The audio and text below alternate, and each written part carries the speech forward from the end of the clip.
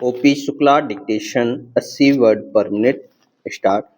मजदूर क्षेत्रों में केंद्रीय श्रम मंत्री के इस कथन का स्वागत किया जाएगा कि सरकार श्रम सम्मेलन और स्थायी श्रम समिति के सम्मुख इस आशय का एक प्रस्ताव रखने जा रही है कि उद्योगों में मजदूरों को भी हिस्सेदार बनाया जाए।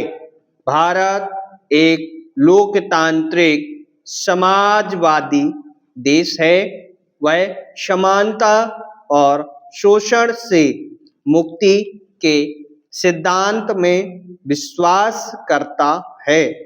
इसलिए यदि इस प्रस्ताव को स्वीकार कर लिया जाता है और उसके अनुसार औद्योगिक नीति का गठन किया जाता है तो इससे अधिक अच्छी और क्या बात हो सकती है।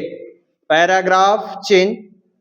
जहां तक औद्योगिक प्रबंध में मजदूरों के भाग की बात है, सन 1947 में सरकार ने यह कानून बनाया था कि जिन कारखानों में आवश्यक समझा जाए वहां श्रम समितियां बनाई जाएं। इसके पीछे उद्देश्य यह था कि ऐसे सुझाव दे सकें जिनसे मालिकों और मजदूरों में अधिक सहयोग हो सके।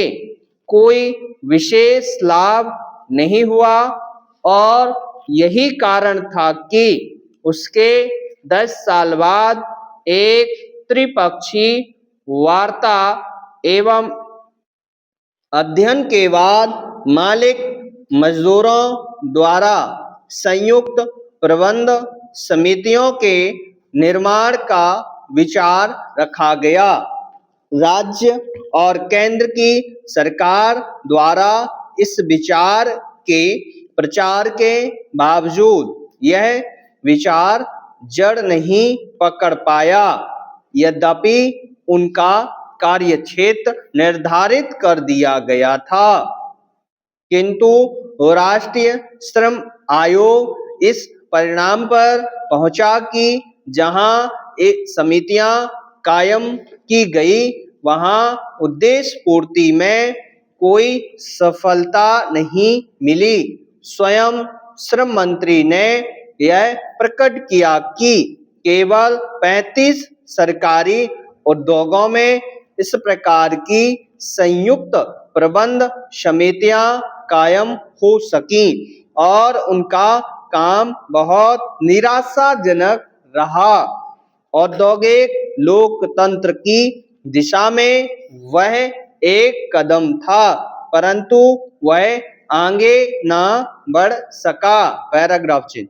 अब पुनः कुछ दिन पूर्व श्रम मंत्री ने घोषणा की थी कि सरकार ने उद्योगों के प्रबंध में मजदूरों को शामिल करने का निश्चय किया है और इसके लिए प्रशासन सुधार आयोग की सिफारिश के अनुसार कारखाने के निर्देशकों में से एक मजदूरों का प्रतिनिधि रखेगी। अब उन्होंने श्रम मंत्रालय के बजट अनुदान पर हुई बहस का जवाब देते हुए न केवल यह बात दोहराई है अपितु यह संकेत भी दिया है कि उद्योगों में मजदूरों की हिस्सेदारी की योजना भी सरकार के दिमाग में है।